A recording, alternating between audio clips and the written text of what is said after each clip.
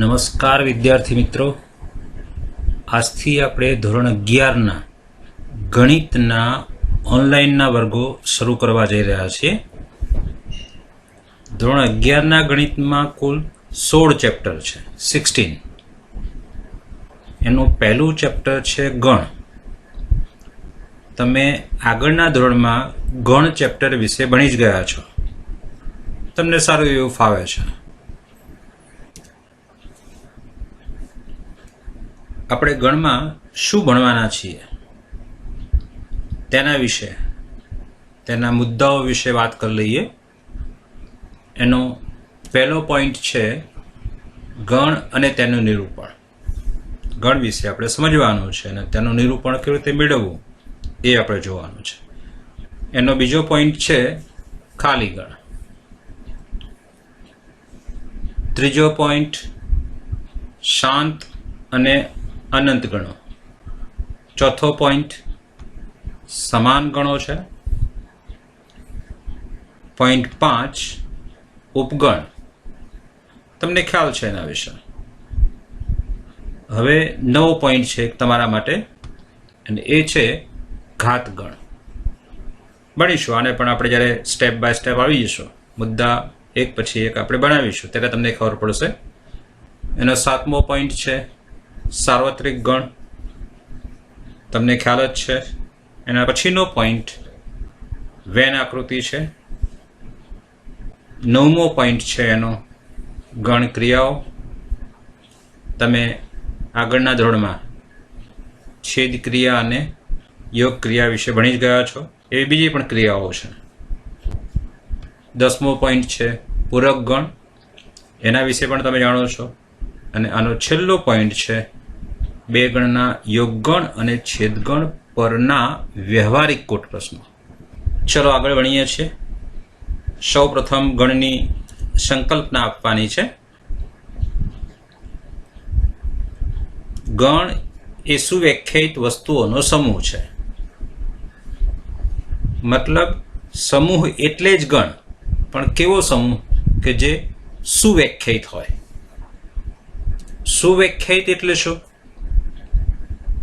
તો કે આપેલી વસ્તુ કે સંખ્યા જે તે સમૂહનો સભ્ય છે કે નહીં તે ચોક્કસપણે નક્કી કરી શકાય તેવા સમૂહને સુવ્યાખ્યાયિત સમૂહ કહેવાય. હવે કેટલાક સમૂહો જોઈએ આપણે. પત્તાનો ઢગ, વ્યક્તિઓનું ટોળું, આ બધા સમૂહ છે. ક્રિકેટ ટીમ વગેરે ઘણા બધા સમૂહ લઈ શકાય. કેટલાક ગાણિતિક સમૂહ લઈએ. પ્રાકૃતિક સંખ્યાઓનો સમૂહ. આ ગણિતમાં વારંવાર આપણે સાંભળીએ છીએ. બિંદુઓનો સમૂહ, અવિભાજ્ય સંખ્યાઓનો સમૂહ વગેરે વગેરે. હજુ બે ઉદાહરણ લઈએ આપણે. ભારતની નદીઓ. અંગ્રેજી મૂળાક્ષરોના સ્વર એટલે કે A, E, I, O, U આ બધા સુવ્યાખ્યાયિત સમૂહો છે અને આ સમૂહોને તમે ગણ કહી શકો. આમાં કયું છે કે સુવ્યાખ્યાયિત એટલે શું? તો કે આપેલી વસ્તુ કે સંખ્યા જે તે સમૂહનો સભ્ય છે કે નહીં તેવું ચોક્કસપણે નક્કી કરી શકાય તો એ સુવ્યાખ્યાયિત સમૂહ છે. દાખલા તરીકે આપણે કહીએ કે નાઇલ નદી ભારતની નદીનો સમૂહ એનો સભ્ય નથી, પરંતુ ગંગા નદી આ સમૂહનો સભ્ય છે જ. એટલે ભારતની નદીઓનો સમૂહ છે એને આપણે ગણ કહી શકીએ. સમજાય છે? અહીં ઉપરનું દરેક ઉદાહરણ એ સુવ્યાખ્યાયિત વસ્તુઓ કે સંખ્યાઓનો સમૂહ છે. બીજો એક સમૂહ લઈએ આપણે. દુનિયાના 5 નામાંકિત ગણિત શાસ્ત્રીઓનો સમૂહ. આ સમૂહ બરાબર જુઓ, સમજો એના વિશે. 5 નામાંકિત ગણિત શાસ્ત્રીઓનો સમૂહ આ સુવ્યાખ્યાયિત સમૂહ છે કે કેમ એ જરા સ્પષ્ટ કરીએ. સુવ્યાખ્યાયિત ક્યારે કહી શકાય કે કોઈક નામાંકિત ગણિત શાસ્ત્રી લો અને તમે કહી શકો કે એ આનો સભ્ય છે કે નથી, તો અસુવ્યાખ્યાયિત છે. ઓકે, આપણા ભારતના એક નામાંકિત ગણિત શાસ્ત્રી આર્યભટ્ટ થઈ ગયા. શું આર્યભટ્ટ આના સભ્ય છે, આ સમૂહના સભ્ય છે? તો તમે વિચારશો કે હોય પણ ખરા ને ન પણ હોય. એ 5 નામાંકિતમાં તમે નામ લખ્યું છે તો હોય, ના લખ્યું હોય તો મતલબ હું લખું છું તો અલગ જવાબ આવશે, તમે લખશો અલગ અલગ વિદ્યાર્થીઓ તો એમાં નામ ન પણ હોય તો પછી આ સુવ્યાખ્યાયિત નથી. ઉપરનું ઉદાહરણ છે ભારતની નદીઓ, પણ એ બધી નદીઓની વાત થઈ છે, પણ એમ જ કહ્યું કે ભારતની 5 નદીઓનો સમૂહ, તો પછી એ સુવ્યાખ્યાયિત નથી. ભારતની નદીઓ તો એ સુવ્યાખ્યાયિત, સ્પષ્ટપણે તમે કહી શકો કે આ નદી ભારતની છે ને આ નદી ભારતની નથી, મતલબ આ નદી એના સમૂહનો સભ્ય છે અને આ નદી એ સમૂહનો સભ્ય નથી. સમજાય શું બોલું છે એમાં? ઓકે, મતલબ એ થયો કે આ સમૂહ સુવ્યાખ્યાયિત નથી, કારણ ગણિત શાસ્ત્રી નામાંકિત છે કે નહીં તે માટેનો અભિપ્રાય એ વ્યક્તિએ બદલાતો રહે છે અને આથી આ સમૂહ ગણ નથી. હવે આપણે ગણિતમાં ઉપયોગ થતો હોય તેવા ગણના ઉદાહરણો જોઈએ. જેમ કે કેપિટલ N એ ગણનું ઉદાહરણ છે, એટલે બધી જ પ્રાકૃતિક સંખ્યાઓનો ગણ. કેપિટલ Z યાદ કરો, બધી જ પૂર્ણાંક સંખ્યાઓનો ગણ. કેપિટલ Q બધી જ સમય સંખ્યાઓનો ગણ. કેપિટલ R બધી જ વાસ્તવિક સંખ્યાઓનો ગણ છે. Z પ્લસ ધન પૂર્ણાંક સંખ્યાઓનો ગણ. હવે આ ધન પૂર્ણાંક સંખ્યાઓનો ગણ એ બધી જ પ્રાકૃતિક સંખ્યાઓના ગણને સમાન જ છે, એટલે એનમાં જે ઘટકો છે બધા Z પ્લસમાં છે. પણ હા, ક્યારેક Z પ્લસનો ઉપયોગ અનઋણ પૂર્ણાંક માટે થાય છે, અને અનઋણ પૂર્ણાંક એટલે 0, 1, 2, 3, 4, જેને આપણે હોલ નંબર સેટ પૂર્ણ સંખ્યા ગણ કહેતા, W યાદ હોય તો. હા, એ પ્રકારે Z પ્લસ કઈ રીતે વપરાયો છે, માત્ર પ્રાકૃતિક સંખ્યાઓ જ છે કે પૂર્ણ સંખ્યાઓ છે એ આપણે જોવું જોઈએ. ઓકે, આગળ Q પ્લસ મતલબ છે ધન સમય સંખ્યાઓનો ગણ છે, અને છેલ્લે R પ્લસ એટલે ધન વાસ્તવિક સંખ્યાઓનો ગણ છે. ધન વાસ્તવિક સંખ્યાઓનો ગણ એમાં શૂન્ય આવતો નથી, પણ ક્યારેક R પ્લસનો ઉપયોગ ધોરણ 12માં કેટલાક દાખલાઓમાં R પ્લસનો ઉપયોગ અનઋણ વાસ્તવિક સંખ્યા તરીકે લીધેલો છે, એટલે કે એમાં શૂન્ય આવી શકે છે. પણ અત્યારે હાલ જે લખ્યો છે આપણે એ માત્ર ધન વાસ્તવિક સંખ્યાઓનો ગણ, એના માટે જ લખ્યો છે. ઓકે, ગણની રચનામાં કયા કયા મુદ્દાઓ ધ્યાનમાં રાખવા એ જોઈએ આપણે. પહેલો મુદ્દો, ગણની વસ્તુઓ, ગણના ઘટકો અને ગણના સભ્યો એ ગણ સંબંધિત સમાનાર્થી શબ્દો છે. મતલબ એ થયો કે ગણની વસ્તુઓ કહો કે ગણના ઘટકો બોલો કે ગણના સભ્યો બોલો, એ બધું સમાનાર્થવાળું છે. બીજો પોઈન્ટ છે, સામાન્ય રીતે ગણને અંગ્રેજી મૂળાક્ષરોના કેપિટલ અક્ષરો ABCXYZ વગેરે વડે દર્શાવાય છે, આપણે જાણીએ છીએ.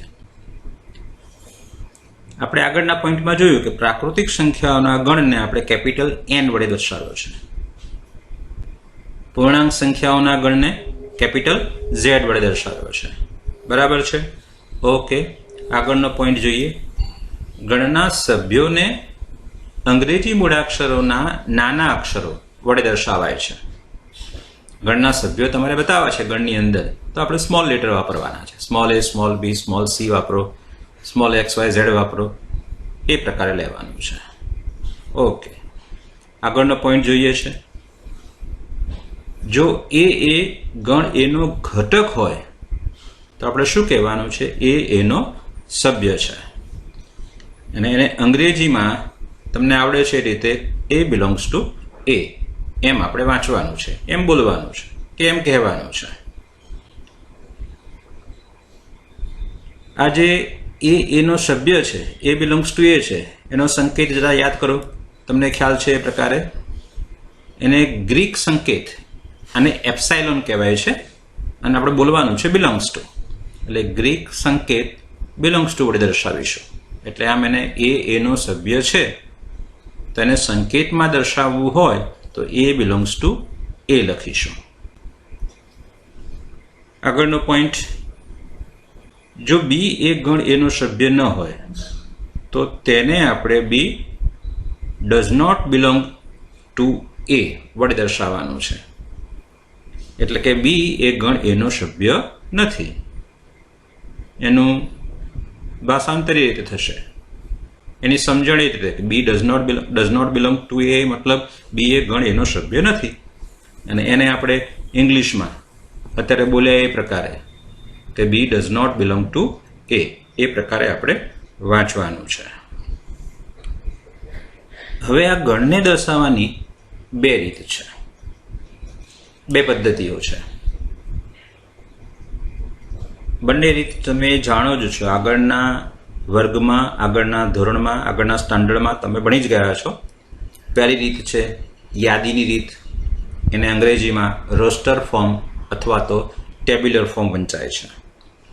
બીજી રીત ગુણધર્મની રીત, મતલબ સેટ બિલ્ડર ફોર્મ છે એનું ફોર્મ એટલે રીત, એ પ્રકારે વિચારવાનું છે આપણે. ઓકે, ચલો શરૂ કરીએ છીએ. પહેલી રીત યાદીની રીત. યાદીની રીતમાં ગણના બધા જ ઘટકોની યાદી બનાવાય છે. જે ગણના સભ્ય હોય એની એક યાદી બનાવવામાં આવે છે. બીજો પોઈન્ટ, બે ઘટકો વચ્ચે અલ્પવિરામ મૂકીને તેમને જુદા પાડવામાં આવે છે અને પછી તે બધા ઘટકોને એક ધનુષ કૌંસમાં મુકાય છે. ઉદાહરણ તરીકે 7 થી નાના ધન યુગ્મ પૂર્ણાંકોના ગણને યાદીની રીતમાં આ પ્રમાણે દર્શાવાય. 7 થી નાના ધન યુગ્મ પૂર્ણાંકો, 3 શબ્દો મહત્વ. ધન લેવાના છે, યુગ્મ લેવાના છે અને પછી પૂર્ણાંકો લેવાના છે. એટલે કયા આવશે? 2, 4, 6 એને આપણે બતાવ્યા છે અહીંયા યાદીની રીતે. અહીંયા યાદીની રીતમાં ઘટકોના ક્રમનું મહત્વ નથી હોતું. ઉપરનો જે ગણ લખ્યો છે એને આપણે આ રીતે 4, 2, 6 રીતે પણ રજૂ કરી શકીએ. બરાબર છે. બીજું એક ઉદાહરણ લઈએ આપણે. અંગ્રેજી મૂળાક્ષરોના બધા જ સ્વરોનો ગણ તમને ખ્યાલ છે જ, એમાં વિશેષ કંઈ કહેવાનું રહેતું નથી મારું. એક વધારે હજુ ઉદાહરણ લઈએ, અયુગ્મ પ્રાકૃતિક સંખ્યાઓનો ગણ. બરાબર જુઓ, એમાં પ્રાકૃતિક સંખ્યાઓ છે પણ બધી અયુગ્મ છે. 1, 3, 5 અને પાછળ 3 ટપકા બતાવ્યા છે. એનો મતલબ યાદ કરો જરા, શું હતો? એનો મતલબ એ છે આપણી પાસે કે ટપકા આપણને કહે છે કે અયુગ્મ પ્રાકૃતિક સંખ્યાઓનો સમૂહ અનંત સુધી ચાલે છે, એનો ક્યાંય અંત છે નહીં. આમને આમ આગળ ને આગળ ચાલતું રહેશે. 3 ટપકાનો મતલબ એ છે. યાદીની રીતમાં ઘટકોનું પુનરાવર્તન કરવામાં આવતું નથી, એટલે કે બધા ભિન્ન ઘટકો જ લેવામાં આવે છે. જેમ કે સ્કૂલ શબ્દ બનાવતા મૂળાક્ષરોનો ગણ, તેમાં ઓ ડબલ 2 વખત છે, પણ છતાં આપણે ઓ એક જ વખત લખીએ છીએ, કારણ કે ભિન્ન ઘટકો જ. ફરીથી ઓ લખવાનો કોઈ અર્થ નથી, એટલે એને SCHOL એ પ્રકારે અથવા આમ પણ લખી શકાય. આપણે કહ્યું ને ક્રમનું કોઈ મહત્વ નથી, એટલે કોઈ પણ પ્રકારે તમે લખી શકો. હા, પણ આ 5 અક્ષર એમાં હોવા જોઈએ. ચલો હવે આગળની રીત પછી જોઈશું. ગુણધર્મની રીત. એના મુદ્દાઓ જોઈએ આપણે. મતલબ ગુણધર્મની રીતે તમારે ગણને લખવો છે તો શું ધ્યાનમાં રાખશો? તે ગુણધર્મની રીતમાં ગણના બધા જ ઘટકો એક સામાન્ય ગુણધર્મ ધરાવે છે. ઉદાહરણ તરીકે એક ગણ લઈએ આપણે. તમારી સામે છે, તમને ખ્યાલ આવી જ ગયો કે શેનો ગણ છે. આ ગણના દરેક ઘટક એક સામાન્ય ગુણધર્મ ધરાવે છે, અને એ ગુણધર્મ કયો છે તે તો કે ગણના બધા જ ઘટકો અંગ્રેજી મૂળાક્ષરોના સ્વર છે, અને બીજા કોઈ મૂળાક્ષર આ ગુણધર્મ ધરાવતા નથી. એ મહત્વનું છે. અને પછીનું વાક્ય, બીજા કોઈ મૂળાક્ષર આ ગુણધર્મ ધરાવતા નથી. આપણે આ 5ના બદલે 4 મૂળાક્ષરો લઈએ, ધારો કે એ, ઈ, આઈ અને ઓ, તો પછી આ ગુણધર્મ એમાં લખી શકાય નહીં, કારણ કે એની બહારનો એક મૂળાક્ષર છે યુ, એ પણ આ ગુણધર્મ ધરાવે છે. ઓકે, હવે આ ગણને ધારો કે આપણે વી વડે દર્શાવીએ, કેપિટલ વી વડે લખીએ છીએ કે વી બરાબર એક્સ, જ્યાં એક્સ એ અંગ્રેજી મૂળાક્ષરો પૈકીનો સ્વર છે. અહીં આપણે ગુણધર્મની રીતે જે ગણ બતાવ્યો છે એ બતાવવા માટે કઈ વસ્તુઓ ધ્યાનમાં લીધી છે એ નોંધીએ.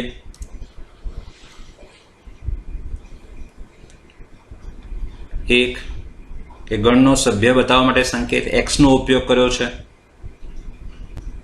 હા, એ વસ્તુ છે કે તમે અહીં એક્સના બદલે વાય કે ઝેડ નો પણ ઉપયોગ કરી શકો છો.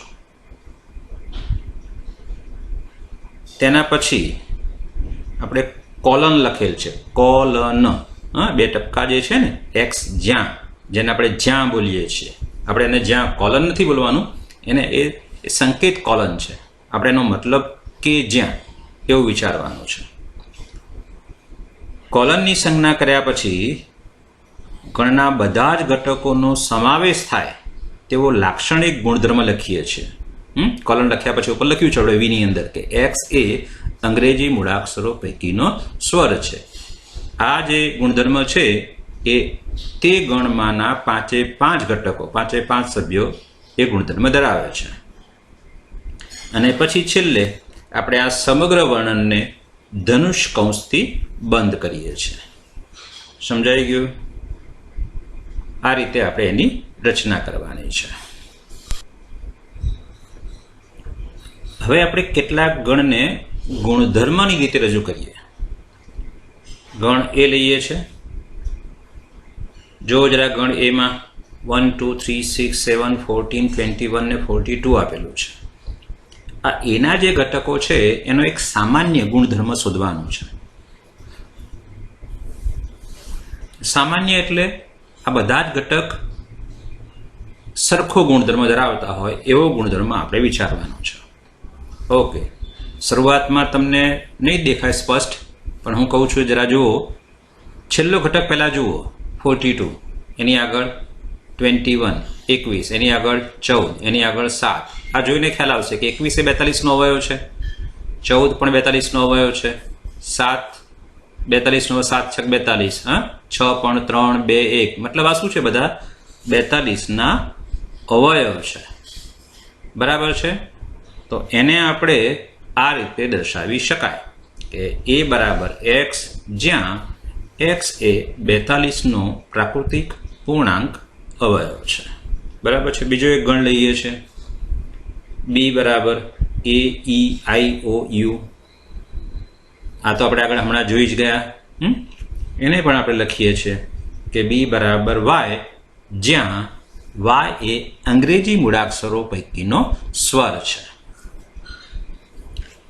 ત્રીજો ગણ લઈએ છીએ, સી બરાબર, આ પણ આગળ જોઈ ગયા. ફરીથી લખીએ છીએ આપણે એને ગુણધર્મની રીતે લખીએ છીએ, અને આ રીતે લખી શકાશે સી બરાબર ઝેડ, જ્યાં ઝેડ એ અયુગ્મ પ્રાકૃતિક સંખ્યા છે. એક સામાન્ય ગુણધર્મ લખી દેવાનો છે, એક્સ લખવાનું અથવા વાય લખવાનું અથવા ઝેડ લખવાનું, કોઈ પણ. તમે સ્મોલ એ, સ્મોલ બી, સ્મોલ સી પણ લખી શકો. એવું જરૂર નથી કે હંમેશા એક્સ, વાય ને ઝેડ જ લખવા. બરાબર છે? ઓકે વિદ્યાર્થી મિત્રો, હવે જે આગળ આપણે સમજ્યા છીએ એનો સ્વાધ્યાય કરીએ. આજે આપણે સ્વાધ્યાય 1.1 શરૂ કરીએ છીએ. સ્વાધ્યાય 1.1માં કુલ 6 દાખલા છે.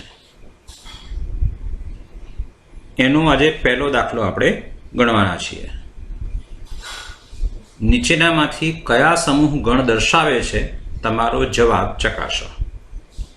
આગળ આપણે સમૂહની વાત કરી છે ને એ સમૂહમાં કેવા સમૂહ ગણ છે ને કેવા સમૂહ ગણ નથી એ આપણે સ્પષ્ટતા કરવાની છે. આમાં કુલ આપણને 8 પ્રશ્નો આપ્યા છે. એ 8 પ્રશ્નો આપણે એક પછી એક જોવાના છે.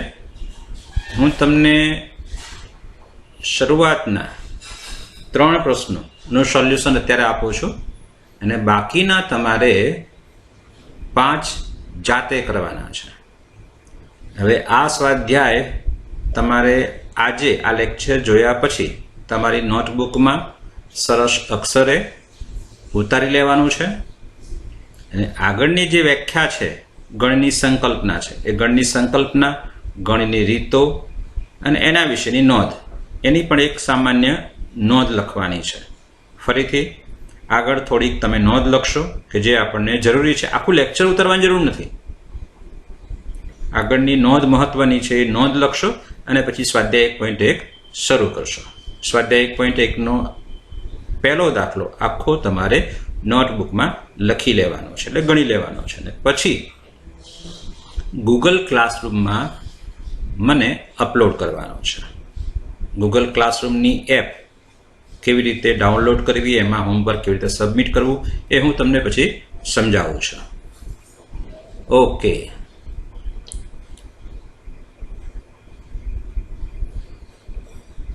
એનો પહેલો પ્રશ્ન, જે અક્ષરથી શરૂ થતા અંગ્રેજી કેલેન્ડરના વર્ષના તમામ મહિનાઓનો સમૂહ. હવે આનો જવાબ લખીએ તો જે અક્ષરથી શરૂ થતા અંગ્રેજી કેલેન્ડરના વર્ષના તમામ મહિનાઓનો સમૂહ કયો છે? તો બહુ સ્પષ્ટ છે, જાન્યુઆરી, જૂન અને જુલાઈ. આ 3 મહિનાઓ જેથી શરૂ થાય છે. એટલે આ જે સમૂહ છે એ સુવ્યાખ્યાયિત છે. કોઈને પણ પૂછો કે ભાઈ આમાં આનો સભ્ય કયો છે ને સભ્ય કયો નથી, સ્પષ્ટપણે કહી શકાય છે. જે સુવ્યાખ્યાયિત છે અને માટે કહી શકાય કે આ સમૂહ ગણ દર્શાવે છે. ગણ ક્યારે દર્શાવશે? કે જ્યારે સમૂહ સુવ્યાખ્યાયિત હોય ત્યારે. ઓકે, બીજો પ્રશ્ન લઈએ છીએ. ભારતના 10 અતિ પ્રતિભાશાળી લેખકોનો સમૂહ. અતિ પ્રતિભાશાળી લેખક તમે કોને કહેશો? પ્રશ્ન એ છે આપણા માટે. અને કદાચ એક વ્યક્તિ એ લેખકને પ્રતિભાશાળી માનતો હોય તો બીજો વ્યક્તિ ન પણ માને. એટલે કે વ્યક્તિએ એનો પોતાનો મત બદલાય છે. તો પછી આ સુનિશ્ચિત સુવ્યાખ્યાયિત સમૂહ કહી શકાય નહીં. એ ધ્યાનમાં લેવાનું છે. એટલે લેખકો વિશેનો અભિપ્રાય વ્યક્તિએ બદલાય છે. આમ આ સમૂહ સુવ્યાખ્યાયિત નથી અને માટે આ સમૂહને આપણે ગણ કહેતા નથી. આ સમૂહ ગણ દર્શાવતો નથી. ઓકે, ત્રીજો પ્રશ્ન જુઓ જરા. દુનિયાના ક્રિકેટના ઉત્તમ 11 બેટ્સમેનોની ટીમ. બરાબર છે, તમે મનમાં વિચારી લીધું કે ઉત્તમ બેટ્સમેન કેવો કોને? મારા મતે, તમારા મતે અલગ અલગ ઉત્તમ હોઈ શકે ને. બરાબર છે, એટલે આનો જવાબ પણ તમને ખ્યાલ આવી ગયો છે કે બેટ્સમેનો વિશેનો અભિપ્રાય વ્યક્તિએ બદલાય છે અને માટે આ સમૂહ સુવ્યાખ્યાયિત નથી ને માટે આ સમૂહ ગણ દર્શાવે નહીં. ઓકે, બાકીના પ્રશ્નોના જવાબ તમારે જાતે લખવાના છે. બરાબર, કોઈ કન્ફ્યુઝન હોય, કોઈ મુશ્કેલી હોય તો મને તમે ગૂગલ ક્લાસરૂમમાં જણાવી શકો છો કોમેન્ટ કરીને. ઓકે, સ્વાધ્યાય 1.1નો દાખલા નંબર 2 અને આગળના દાખલાઓ આપણે આગળના લેક્ચરમાં જોઈશું. ચલો આવજો.